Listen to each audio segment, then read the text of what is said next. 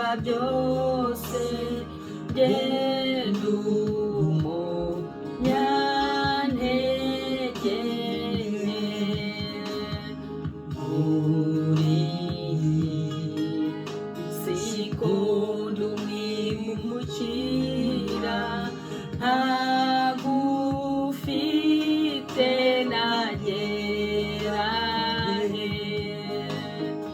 unjya imbere unjya imbere mbere ingabingingira Yesu mbere ingabingingira unjya imbere unjya imbere mbere ingabingingira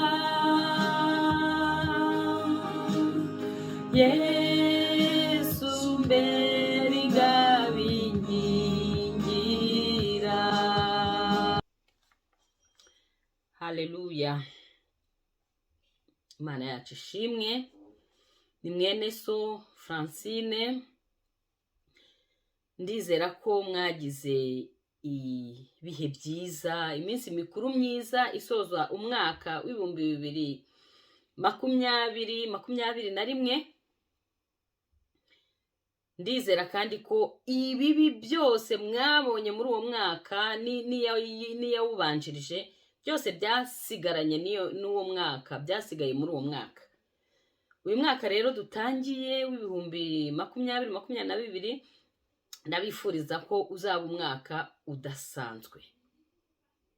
Ibyo mutabonye mu myaka yashize, Imana yacu, Imana y'amahoro, Imana ikomeye, Imana isumba byose, Imana ishobora byose, Imana ibasha gukora ibirenze ibyo twibwira n'ibyo dutekereza, nk'uko imbaraga zayo n'ubutware bwayo n'ubushobozi bwayo bikorera muri twebwe bingana, izabiyereke, izabiyigaragarize, ubuntu bwayo, imbabazi zayo bizabane namwe, bizabaherekeze. Imana rero ishimwe. Umwaka wenda kurangira, twari twasangiye ijambo ry'Imana rivuga ngo amarembo y'ikuzimu ntacyo azadutwara. Yesu yatwubatse ku rutare, kandi urwo rutare ni Yesu. Kuko twubatse kuri Yesu rero nta kintu amarembo y'umwanzi abasha kudutwara. Ariko kugira ngo tubone ubwo butsinzi, twabonye ko ngo ninde uzahagarara ahera ku musozi wera w'Uwiteka, n'ufite umutima uboneye, n'uvuga ukuri nk'uko kuri mu mutima we, n'utagira uburyarya, n'utagira uburiganya, n'udafite amaboko atanduye. Uwo nguwo niwe utazagira icyo atwarwa n'amarembo y'ikuzimu. Uyu munsi rero nk'uko ari isomo rya mbere tugiye gusangira ritangira umwaka, nifuje ko twaganira ku ijambo ry'Imana rivuga ngo kubaho imibereho itangaje Imana yakuremeye. Abantu benshi babayeho imibereho Imana itabaremeye. Hari imigambi myiza Imana igufitiye, ariko hari n'imigambi umwanzi nawe agufitiye. Kenshi rero umwanzi aratuguranira. Muribuka inkuru y'abagore babiri bari babyaye bose bafite abana b'abahungu. Umwe ngo arasinzira aryamira umwana we arapfa. Amaze gupfa afata wa mwana we wapfuye aguranira wa wundi mugenzi we, amuha umwana wapfuye. Ni kenshi natwe umwanzi ajya tuguranira, akaduha ibipfuye, akatwiba ibizima Imana yaduhaye. Ariko iyo tubaye maso, ntago umwanzi aduca muri humye ngo atuguranire, adutwaze igitugu, atujyane mu buzima Imana itaturemeye. Ni muri urwo rwego rero ngira ngo tuganire nyine ukuntu umuntu ashobora kubaho imibereho itangaje Imana yamuremeye. Tugiye gusangira amagambo y'Imana ari muri Matayo igice cya 2 duhere ku murongo wa 1. Haravuga ngo Yesu amaze kuvukira i Betelehemu mu gihugu cy'Iyudaya ku ngoma y'umwami Herode, haza abanyabwenge baturutse iburasirazuba bajya i Yerusalemu, barabaza bati, umwami w'Abayuda wavutse ari hehe? Ko twabonye inyenyeri ye turi iburasirazuba, none tukaba tuje kumuramya. Umwami Herode abyumvishe ahagarika umutima n'ab'i Yerusalemu bose, ateranya abatambyi bakuru n'abanditsi bose b'ubwo bwoko, ababaza aho Kristo azavukira ahariho. Bati, ni Betelehemu mu gihugu cy'Iyudaya, niko byanditswe n'umuhanuzi ngo, nawe Betelehemu ho mu gihugu cya Yuda, ni ukuri nturi mutoya mu midugudu ikomeye ya Yuda, kuko muri wowe ariho hazaturuka umutware uzaragira ubwoko bwanjye bw'Abisiraheli.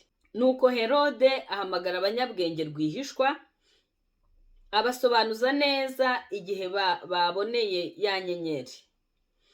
Abatuma i Betelehemu ati, mugende musobanuze neza iby'uwo mwana, nimumubona muze mubimbwire, nanjye njye kumuramya.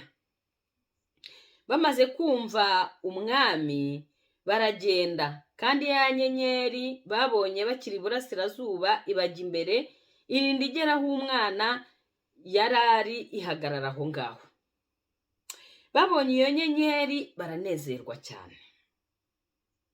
Bageze mu nzu basangamo umwana hamwe na nyina Mariya, barapfukama baramuramya, maze bahambura imitwaro yabo, bamutura amaturo y'izahabu n'icyome n'ishangi. Baburizwa n'Imana mu nzozi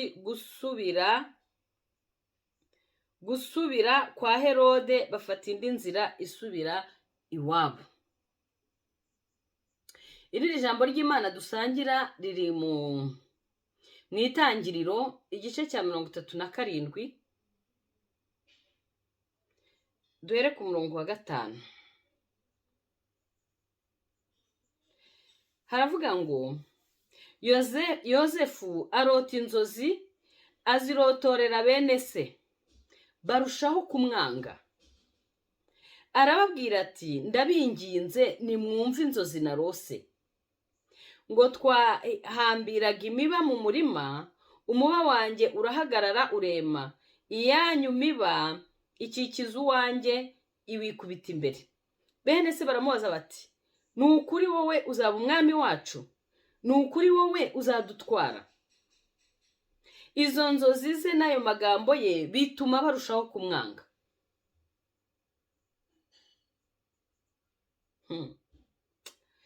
Yongera kurota izindi nzozi, umurongo wa 9.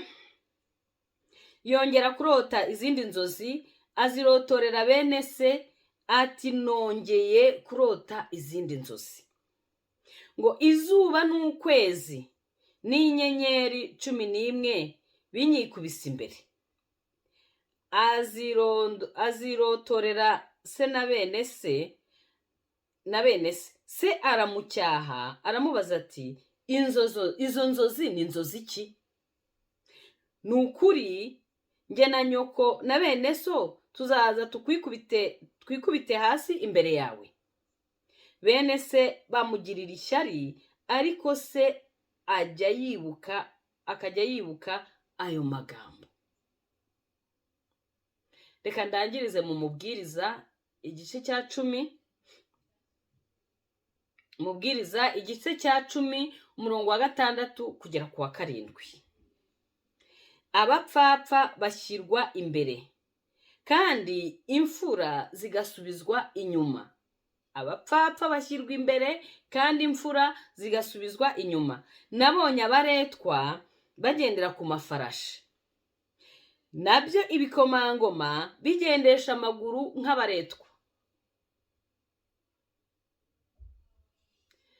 Titire y'inyigisho uyu munsi iravuga ngo kubaho imibereho itangaje Imana yakuremeye. Ubundi mu bwami bw'Imana ayo magambo ushatse wayafata ukayagira ubuzima bwawe bwa buri munsi. Hari amagambo 4 y'ingenzi Imana ishaka ko umenya. Mu gifaransa baravuga ngo ni 4 lois spirituelles. Ayo magambo niyo agize ubuzima bwacu. Ayo magambo niyo akubiyemo ibintu byose ubuzima bwacu bwose, bwaba ubwo mu mwuka cyangwa ubwo mu buryo bwo mu mubiri. Niyo akubiyemo ubushake bwose, niyo akubiyemo imigambi yose Imana ifitiye ubuzima bwacu. Aya magambo 4 y'ingenzi ni ayahe? Amagambo 4 y'ingenzi Imana ishaka kumenya ni ayahe? Ijambo rya mbere ni uko Imana iragukunda. Kubigukunda rero, urukundo rw'Imana ni urukundo rutavangura. Umuntu wese wageze hano kuri isi Imana iramukunda kandi ifitiye imibereho ye umugambi utangaje. Iryo ni ijambo rya mbere ugomba kumenya. Irya kabiri ni ukumenya ko umuntu ni umunyabyaha kandi ibyaha bye byamutandukanyije n'Imana. Kubera ibyo byaha byadutandukanyije n'Imana, ntabwo tubasha kubaho imibereho itangaje Imana yaturemeye. Ariko hari umuti. Umuti Imana yatanze ni Yesu. Ngo imigisha yose yo mu buryo bw'umwuka Imana yayishyize muri Yesu Kristo. Iyo turi muri Yesu Kristo tubaho bwa buzima, ya mibereho itangaje Imana yaturemeye. Ijambo rya nyuma ari ryo rya 4 ni uko tugomba kwakira Yesu tukamwizera nk'umwami n'umukiza wacu. Iyo umaze kumwakira mu buzima bwawe ukamwizera nk'umwami n'umukiza, uba uhindutse icyaremwe gishya. Ibya kera biba bishize, uba uhindutse umwana w'Imana. Ubu winjiye muri ya migambi myiza itangaje Imana yakuremeye. Imana yacu ishimwe. Imana yacu ishimwe kandi habwe icyubahiro. Yesu niwe nzira n'ukuri n'ubugingo, ntawe ujya kwa Data atamujyanye. Kandi Yesu muri we niho imigambi yose y'Imana isohorera mu buzima bwacu. Ntangira rero twasomye amagambo 3. Twasomye ijambo riri muri Matayo, ijambo riri mu itangiriro igice cya 39, dusoma n'ijambo riri mu mubwiriza igice cya 10. Nababwiye kandi ko umuntu ashobora kubaho ubuzima Imana itamuremeye kubaho, umwanzi akamuguranira. Kuko ngo ubwoko bwanjye burarimbutse kubera kutamenya. Iyo nta bumenyi dufite, hari ibintu byinshi umwanzi aturiganya. Kuko nta kindi cyamuzanye ni ukwica no kwiba no gusenya no kurimbura. Ariko ko iyo azi ko dufite ubumenyi, ntago ashobora kuza kuturiganya. Turagenda tukajya kuburana uburenganzira bwacu. Kandi uburenganzira bwacu buri mu ijambo ry'Imana. Buri mu kumenya ijambo ry'Imana. Buri mu guhishurirwa ubwiru bw'ijambo ry'Imana.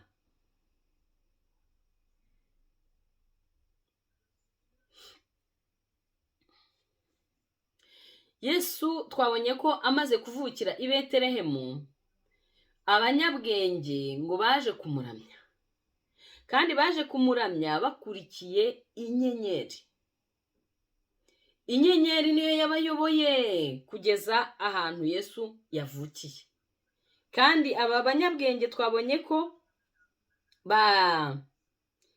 babwiye Herode bati twabonye umwami w'abayuda wavutse, ku murongo wa 2 ngo umwami w'abayuda wavutse ari hehe, ko twabonye inyenyeri ye turi iburasirazuba none tukaba tuje kumuramya. Babonye inyenyeri ya Yesu. Iyo nyenyeri ya Yesu niyo baje bakurikiye, irabazanira abayobora ibageza aho Yesu yavukiye. Inyenyeri ya Yesu. Ahandi hantu twabonye no mu itangiriro igice cya 37 mu nzozi Yosefu yarose, ngo yabonye ukwezi, abona izuba, abona inyenyeri 11, arangije abona za nyenyeri 11 na rya zuba na kwa kwezi ngo bimwikubise imbere biramuramya. Ni ukuvuga ko umuntu wese uvuka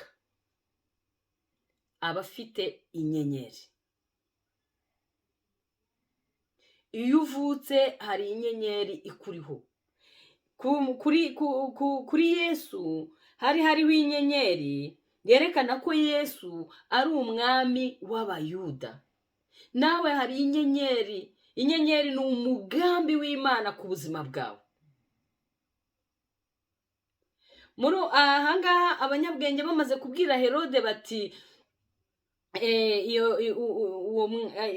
bamaze kubwira Herode ko inyenyeri, babonye inyenyeri, ko baje kuramya umwami w'abayuda, ngo Herode yahagaritse umutima, ngo n'ab'i Yerusalemu bose. Iyo tuvutse, umwanzi yabonye umugambi w'Imana ku buzima bwacu, iyo abonye iyo nyenyeri ahagarika umutima, arahungabana. Niyo mpamvu akenshi iyo Imana igufiteho umugambi uhura n'intambara nyinshi, umwanzi arakurwanya cyane. Kubera iki? Kuko ababona iyo nyenyeri ikuriho, ababona uwo mugambi w'Imana ukuriho, kandi uwo mugambi w'Imana ukuriho uri muri Yesu Kristo. Ni Kristo uri kuri wowe. Kuko ngo imigisha yose yo mu buryo bw'umwuka twabonye ko Imana yayiduhereye muri Yesu Kristo. Herode rero yateranyije abatambyi, abanditsi, abanyabwenge, ati murebe mu byanditse, mushakishe, mumbwire iby'uwo mwami w'abayuda, hanyuma murebe naho uwo mwami w'abayuda yavukiye. Kuko bami b'abanyabwenge Imana yababujije gusubira kwa Herode, kuko Imana yari izi ibiri mu mutima wa Herode, ko atari ukujya kuramya uwo mwami w'abayuda, ahubwo ko ari ukugira ngo ajye kumwica. Byagenze gute? Ngo bararebye bashakisha mu byanditse, basanga uwo mwami w'abayuda ngo yaragombaga kuvukira i Betelehemu mu gihugu cy'Iyudaya. Ngo yewe Betelehemu, ngo ho mu gihugu cya Yudaya, ni ukuri nturi mutoya mu midugudu ikomeye ya Yuda, kuko muri wowe ariho hazaturuka umutware uzaragira ubwoko bwanjye bw'Abisiraheli. Nuko Herode ahamagara abanyabwenge rwihishwa, abasobanuza neza igihe baboneye inyenyeri. Herode yarahungabanye, ashakisha uburyo yagirira nabi uwo mwana, ariko iyo ukomeje hasi ntago yabigezeho, kuko Imana yasanze Yosefu iramubwira iti uhungisha umwana na nyina baje kugaruka Herode amaze gupfa. Ahangaha nanone twabonye inyenyeri Josefu, inzozi yarose, yabanje kurota ngo imiba. Imana yari imufiteho umugambi ko ari we uzarokora ubwoko bw'Imana igihe buzaba bwatewe n'inzara. Niyo mpamvu Imana yohereje Yosefu kubanziriza ubwoko bwayo hariya mu Egiputa. Ariko mbere y'uko imwoherezayo yararose, yajyaga agira inzozi, ngo noneho akazitekerereza abavandimwe be. akazitekerereza umuryango we, aho akaba azi ko ari kubabwira ibintu byiza, ngo ariko ngo bakamwanga, ngo barushaho kumwanga, ngo barushaho kumugirira ishyari. Uko yababwiraga inzozi yagize, bavandimwe be ngo barushagaho kumwanga, barushagaho kumugirira ishyari. Byageze n'igihe bamugurisha, bamujugunye mu cyobo, nyuma bamukuramo, baramugurisha, ajya kuba umucakara kwa Potifari. Umwanzi rero ashobora gukorera mu bantu bose, ariko bene data bakundwa, ntago tugomba kugirira ishyari abavandimwe bacu, ntago dukwiye kugirira ishyari abantu ba Joseph Imana ihagurukije mu miryango yacu, kubera ko Imana impamvu ibibahagurukije mu miryango yacu ni ukugira ngo nuko hari umugambi Imana ibi bibafiteho, kuko Imana yacu ni Imana y'umuryango. Twiga Imana isoza amasezerano, twabonye ko ni Imana, ntabwo Imana ipfa kuguhitamo gutya gusa. Ibintu byose gukorera byiza ni ukugira ngo ubashe kuba umugisha. Imana ntabwo yahaye ziriya nzozi Yosefu kugira ngo azirate kuri bene se, kugira ngo azabe kuko umutegetsi wabo ajya bakandagira, oya, ahubwo nuko Imana yari ifite umugambi kuri buriya bwoko bwabo. Uwo Yosefu rero iyo mumurwanyije mukamugirira nabi, hari igihe muba muhombeje umuryango wanyu, kuko imigisha Imana ubwo yari yayishyize hehe? Yari yayishyize muri Yosefu. Tumaze kubona ko hari inyenyeri. Umuntu wese uvutse aba afite inyenyeri, ariko iyo nyenyeri umwanzi arayirwanya. Umwanzi ashaka kuyizimya, umwanzi ashaka kuburizamo iyo migambi. Inyenyeri ni imigambi myiza Imana ifite ku buzima bwawe. Hahaguruka ba Herode, hahaguruka abantu bakayirwanya, ariko kubera ko imigambi y'Imana nta muntu ushobora kuyirwanya ngo ayishobore, iyo ubaye maso, ugasenga, ukubaha Imana, ugatumbira Imana, ugatumbira Yesu, ntacyo Herode abasha kugutwara, ntacyo Satani n'ingabo ze n'abamukorera babasha kugutwara, kuko iyo nyenyeri ni Yesu. Uwo mucyo w'Imana ufite imbaraga zo kunesha umwijima, ariko umwanzi ntabwo bibuza ko umwanzi agerageza. Niyo mpamvu hariya mu gitabo cy'umubwiriza igice cya 10 ku murongo wa wa 6 n'uwa 7 havuze ngo abapfapfa bashyirwa imbere kandi imfura zigasubizwa inyuma. Nabonye abaretwa bagendera ku mafarashi, naby'ibikomangoma bigendesha amaguru nk'abaretwa. Iyo tutabaye maso, umwanzi ashobora kutuguranira. Imana yaturemeye kuba ibikomangoma. Imana yaturemeye kuba abantu b'umudendezo. Umwanzi akagenda akagutsikamira, akagutsindagira hasi, yarangiza akakubeshaho ubuzima bw'umucakara, kandi Imana yarakuremeye kubaho ubuzima bw'ibikomangoma. Hari ubwami bw'Imana, aho Yesu ari hari umudendezo. Imana yaturemeye kuba b'umudendezo, ntago yaturemeye kuba abacakara. Ntago Imana yaturemeye kuba abapfapfa, ahubwo yaturemeye kuba imfura. Reba rero ubuzima ubamo, nimba utabaho ubuzima bw'abacakara. Reba ubuzima ubaho, nimba utabaho ubuzima bw'abapfapfa, kandi Imana yarakuremeye kubaho ubuzima bw'imfura. Ahandi mu byakozwe bishuwe igice cya 18 dore ku murongo wa 11 haravuga ngo n'abatunzi bo mu isi nabo bazawuririra bawuborogere, kuko ari ntawe uzaba akigura urutundo rwabo. Ari izahabu, ari ifeza, ari amabuye y'igiciro cyinshi n'imarigarita, n'iby'imyenda y'ibitare myiza, n'imyenda y'imihengeri na hariri, n'imyenda y'imihemba, n'ibiti byose by'imibavu, n'ibintu byose byaremwe mu mahembe y'inzovu, n'ibindi byose byabajwe mu biti by'igiciro cyinshi cyane, n'ibyacuzwe n'imiringa, n'ibyacuzwe mu cyuma, n'ibyaremwe mu ibuye ryitwa marimari, na mudarasini, n'ibinzari, n'imibavu, n'amavuta meza nk'amadahano, n'icyome, n'inzoga y'amavuta ya elayo, n'ifu y'ingezi, n'amasaka, n'inka, n'intama.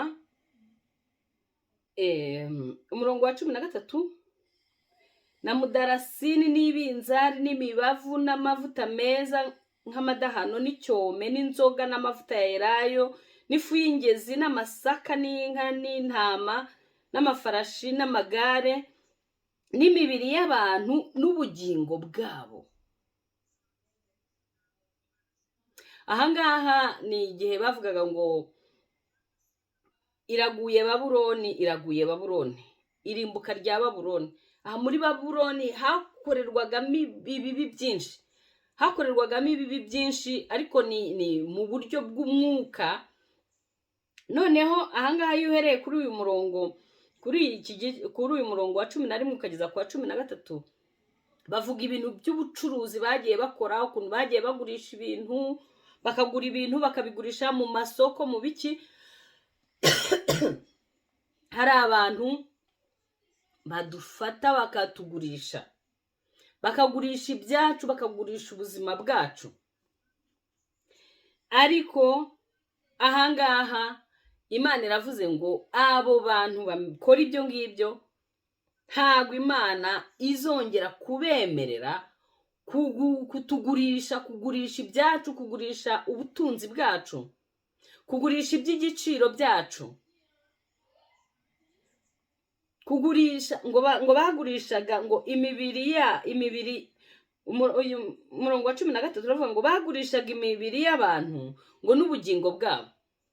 Ubushize nabigishije ko hari isomo twize kuba mu bwiza bw'Imana, ko tugomba kwemerera umwuka w'Imana akaba mu mwuka wacu, mu bugingo bwacu, no mu mubiri wacu.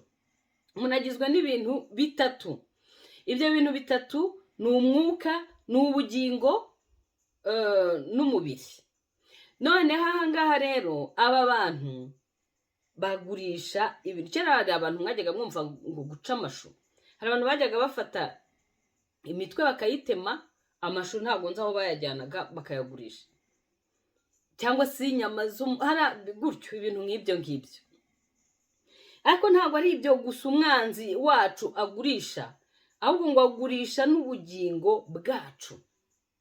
Ubugingo twabonye ko umwuka niho umwuka w'Imana aba, ni naho haduhuza n'Imana. Ubusabane bwacu n'Imana bubera mu gice cy'umwuka.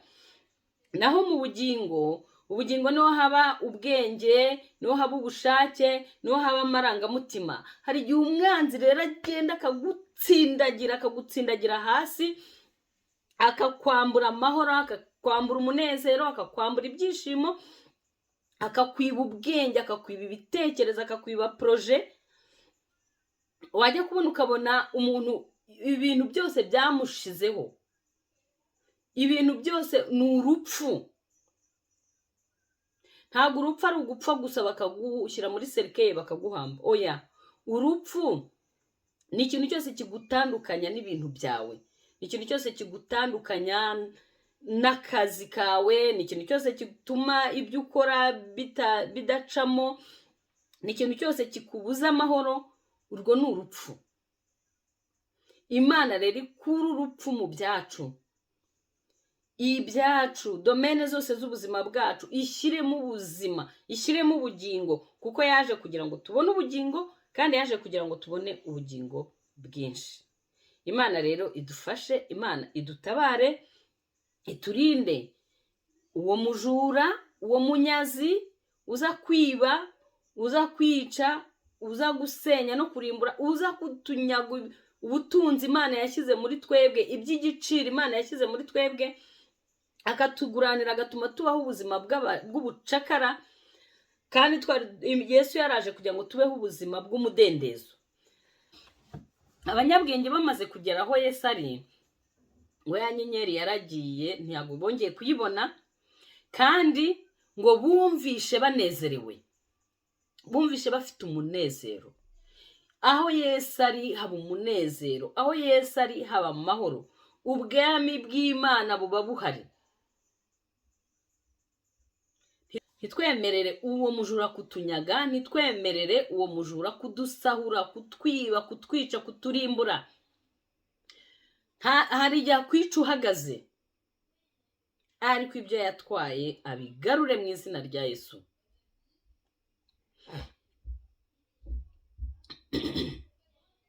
Ibyo yatwaye haba mu buryo bw'umwuka, haba mu buryo bw'umubiri, abigarure mu izina rya Yesu. Kubara 24 umurongo wa 28 haravuga ngo Imana yabukuye mu Egiputa, niyo ibujyana, ifite amaboko nk'ay'imbogo, buzarya amahanga abubereye ababisha. Bazamenagura amagufa yabo, bazabahinguranisha imyambi yabwo. Twebwe turi abana b'Imana. Iyo tumaze gusobanukirwa ya magambo ane y'ingenzi, tukamenya ko turi abanyabyaha, tukihana, tukakira Yesu nk'umwami n'umukiza wacu, Yesu aba muri twebwe, akatubera umwami, akatubera umukiza, akatwinjiza muri ya mibereho itangaje Imana yaturemeye kubamo. None aha ngaha, iyo Mana yadukuye mu Egiputa, kuva mu Egiputa ni ukuva mu byaha, ni ukuva mu maboko ya Satani, ni ukuva mu maboko ya Farawo. Iradufata noneho ikatujyana, ikatwinjiza muri ya mibereho itangaje yaturemeye. Iyo Mana yacu ngo ifite amaboko nk'ay'imbogo, ngo buzarya amahanga abubereye ababisha. Iyo uri muri Yesu Kristo, uba ufite imbaraga ku banzi bawe,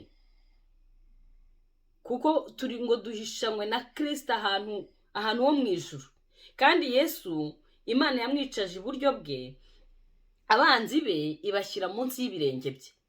Nimba duhishanywe na Kristo rero ahantu ho mu ijuru, abanzi be bakaba bari munsi y'ibirenge bye, ni ukuvuga ko natwe ibiduhiga n'ibiturwanya, aho turishishanywe na Kristo iburyo bwa Data ahantu ho mu ijuru, ni ukuvuga ko natwe abanzi bacu, ibyo biduhiga, ibyo biturwanya, ibyo birwanya inyenyeri, ibyo birwanya imigambi y'Imana ku buzima bwacu, biri munsi y'ibirenge byacu. Bazamenagura amagufa yabo, buzabahinguranisha imyambi yabwo. Murabizi intwaro ibyo turwana nabyo ntabwo ari bifite inyama n'amaraso. Turwana n'ibinyabubasha by'ahantu ho mu ijuru, turwana n'abatware bo muri iyi si y'umwijima, turwana n'ibinyabubasha. Ibyo rero kugira ngo tubashe kubinesha, ni uko tuba dufite intwaro zose z'Imana, intwaro z'umwuka, dufite agakiza, dufite gukiranuka, dufite ukuri, dufite kwizera, dufite ijambo ry'Imana, twambaye inkweto aribwo butumwa bwiza. Nibwo tuzabasha kunesha uyu mwanzi uhora ashaka kuburizamo imigambi Imana ifite ubuzima bwacu. Twabonye ko imigambi myiza Imana ifitiye ubuzima bwacu ni inyenyeri. buri muntu wese iyo avutse aba ari inyenyeri. Inyenyeri ni imigambi myiza Imana idufitiye, ariko iyo migambi myiza Imana idufitiye ihishe muri Yesu Kristo. Ntabwo ushobora kuyibamo utari muri Yesu Kristo, utarihannye ibyaha byawe ngo wakire Yesu akubera umwami n'umukiza. Amen.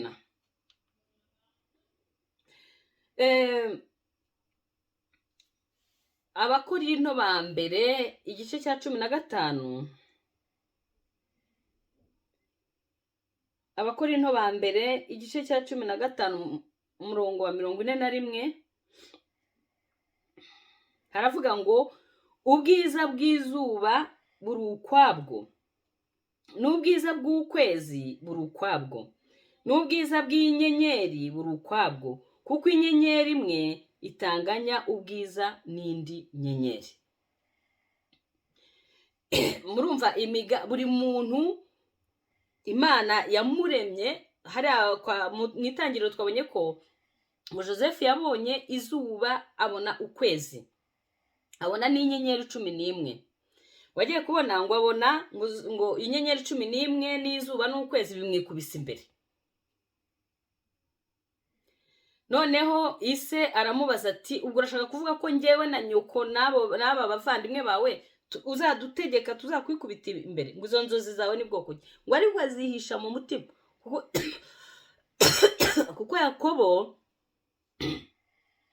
Yakobo yazihishe mu mutima, kuko Yakobo yari umunyamwuka, yari azi inzozi icyo ari cyo, yazi icyo ibyo bintu bisobanuye. Niyo mpamvu yabigumishije mu mutima akajya byibuka. Ahangaha rero buri kintu cyose, yaba ubwiza bw'izuba buri ukwabwo, ubwiza bw'ukwezi buri ukwabwo, ubwiza bw'inyenyeri buri ukwabwo, n'inyenyeri, buri nyenyeri ntabwo inganya ubwiza, ntabwo inganya umucyo, ntabwo inganya kumurika n'indi. Imigambi Imana ifitiye buri muntu iratandukanye. Twiga ubushake bw'Imana twabonye ko kuri buri mwana w'Imana hari umugambi, hari ubushake. Ahangaha rero niyo mpamvu batubwiye ngo izuba rifite ubwiza bwaryo, ukwezi gufite ubwiza bwako, inyenyeri nazo zifite, buri nyenyeri itanga ubwiza bwayo. Buri mugambi w'Imana ku mwana w'Imana utandukanye n'uwundi. Ni nayo mpamvu Imana itubuza kugira gute? Kugirira bagenzi bacu ishyari. Nimba Imana ifasha umuvandimwe wawe ikamuzamura, mushyigikire. Ni inyenyeri igiye kumurikira umuryango, wimurwanya, mushyigikire. Ni ishema ry'umuryango. Imana yacu ishimwe. Imana yacu ishimwe kandi ihabwa icyubahiro. Inyenyeri kandi zerekana ibihe. Inyenyeri yerekana ibihe. Iyo usomye mu itangiriro igice cya mbere umurongo wa 16 haravuga ngo Imana irema ibiva bibiri binini, ikiva kinini cyo gutegeka amanywa n'igito cyo gutegeka ijoro. Irema ni inyenyeri.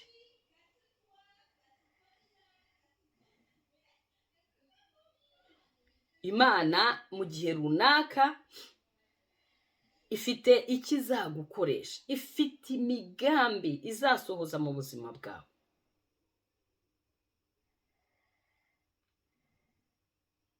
Imana yacu ishimwe kandi habwa icyubahiro.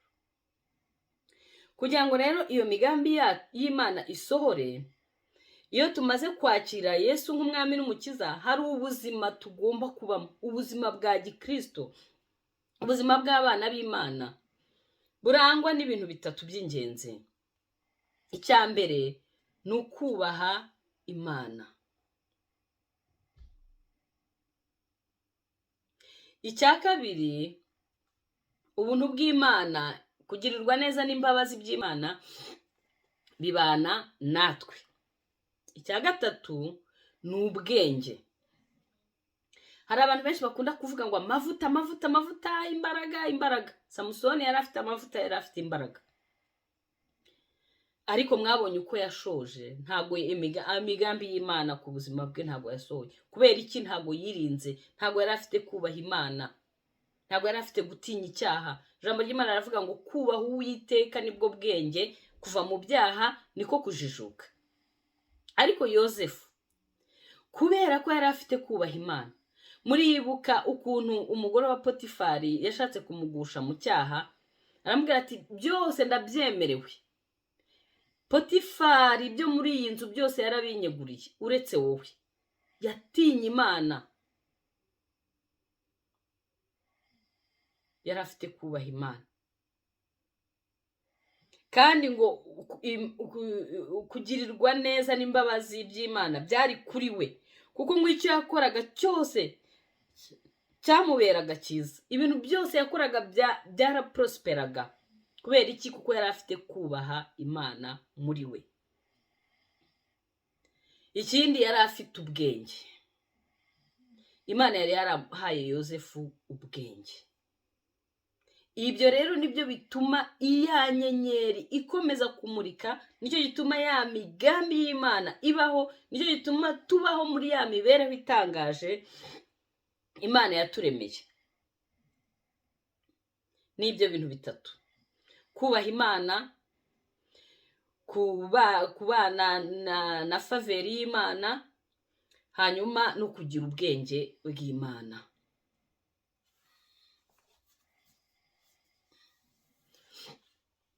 Ikindi, tukaba mu ijambo ry'Imana tugasenga, kuko nk'uko natangiye mbivuga, ntabwo urugamba turwana ari urugamba rw'inyama n'amaraso, ahubwo turwana n'abafite, ntabwo dukirana n'abafite inyama n'amaraso, ahubwo turwana n'ibinyabubasha by'abantu bo mu ijuru, ufite ubutware. Kugira ngo rero tubaneshe, nuko tuba dufite intwaro z'Imana. Izo ntwaro z'Imana, Abakorinto ba kabiri igice cya 10 umurongo wa 4 n'uwa 5 haratubwira ngo kuko intwaro z'intambara yacu atari iz'abantu. Abakorinto ba kabiri igice cya 10 umurongo wa 4 n'uwa 5. Kuko intwaro z'intambara yacu atari iz'abantu, ahubwo imbere y'Imana zigira imbaraga zo gusenya ibihome, no kubikubita hasi, dukubita hasi impaka n'ikintu cyose cyishyira hejuru kurwanya kumenya Imana. Murumvira intwaro zacu ntabwo ari intwaro z'abantu, ahubwo ni intwaro z'Imana, ni intwaro zikomeye, ni intwaro zirwanya bari abajura, bari abanyazi, bari abasahuzi bashaka kutubeshaho ubuzima tudakwiye kubaho, bagashaka ko tubaho ubuzima bw'abacakara kandi Imana yaratugize ibikomangoma, bagashaka ko tubaho ubuzima bw'abapfapfa kandi Imana yaratugize imfura.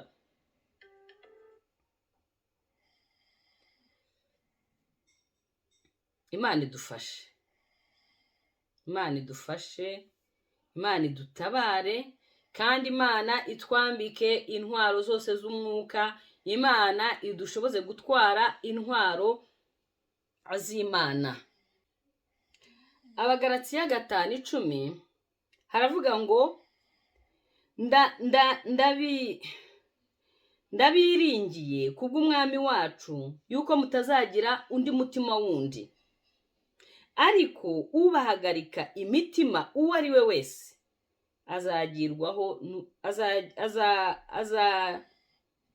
azagibwaho n'urubanza rwe.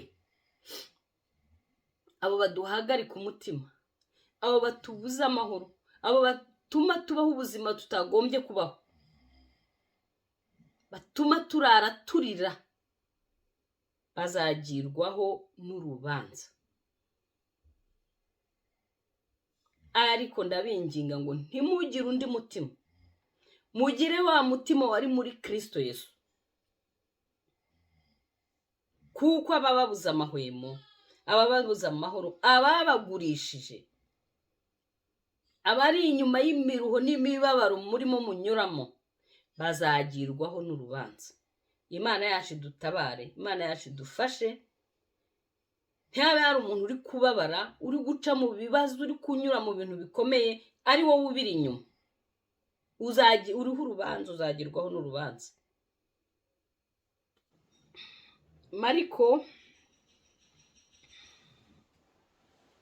Mariko igice cya 3 umurongo wa 27 aravuga ngo, kandi nta muntu wabasha kwinjira mu nzu y'umunyamaboko ngo amusahure ibintu atabanje kumuboha, kuko aribwo yabona uko asahura inzu ye.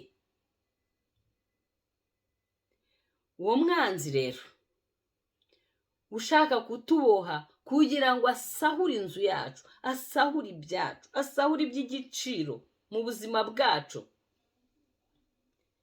aba ari ubohwa, aba ari utsindwa mu izina rya Yesu.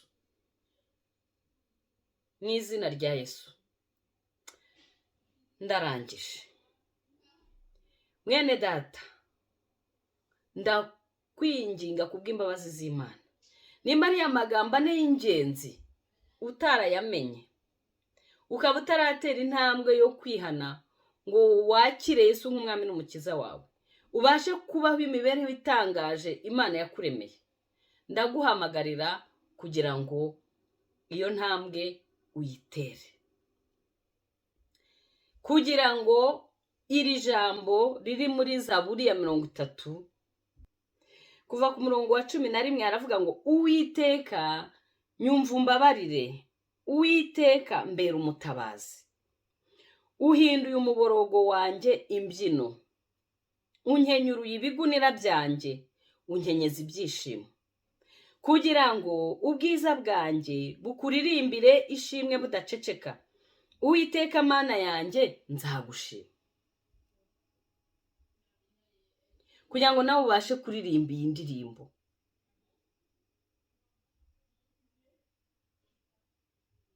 ubashe kuririmba iyi ndirimbo, maze uwo mwami akubere iri jambo tugiye kurangirizaho mu Byahishuwe igice cya 22 umurongo wa 16 aravuga ngo, njyewe Yesu ntumye marayika wanjye guhamiriza mwebwe ibyo kubw'amatorero. Ninjye gishyitsi cya Dawidi n'umwuzukuru we, kandi ninjye nyenyeri yaka mu ruturuturu. Numara kwihana ukakira Yesu umwami n'umukiza wawe, Yesu azakubera inyenyeri yo mu ruturuturu, azatuma inyenyeri yawe irushaho kwaka. Twabonye ko inyenyeri ni imigambi myiza Imana ifitiye ubuzima bwawe, azatuma ya migambi myiza Imana ifitiye ubuzima bwawe isohora, kuko azakubera inyenyeri yo mu ruturuturu, azakumurikira, azatuma winjira mu gitondo, azatuma uva muri iyo miruho n'imibabaro, azatuma uva muri ubwo buzima bw'ubucakara, azatuma uva muri ubwo buzima bw'ubupfapfa, winjire mu buzima bw'imfura, winjire mu buzima bw'ibikomangoma, kuko ngo abamwakiriye, abamwizeye, yabahaye ubushobozi bwo kuba abana b'Imana. Ngo ndabibandikiye mwebwe abizeye izina rye, mumenye ko mufite ubugingo buhoraho. Ufite uwo mwana afite ubugingo buhoraho, udafite uwo mwana nta bugingo afite. Kandi yaje kugira ngo tubone ubugingo, ndetse tubone ubugingo bwinshi. Ubwo bugingo bubonerwa muri Kristo Yesu. Imibereho itangaje Imana yaturemeye ni muri Kristo Yesu. Imana yacu rero idufashe, idushoboze, ubundi inyenyeri yo mu ruturuturu ituyobore, itugende imbere, tugere ku migambi, tugere ku masezerano Imana yadusezeranyije. Imana yacu ishimwe rero kandi habwe icyubahiro. Ndabakunda, mbifurije gutangira umwaka neza, mbifurije gutangira umwaka muyobowe n'inyenyeri yo mu ruturuturu, ari we Yesu Kristo. Haleluya, amena. Kandi uyu mwaka uzababera umwaka udasanzwe.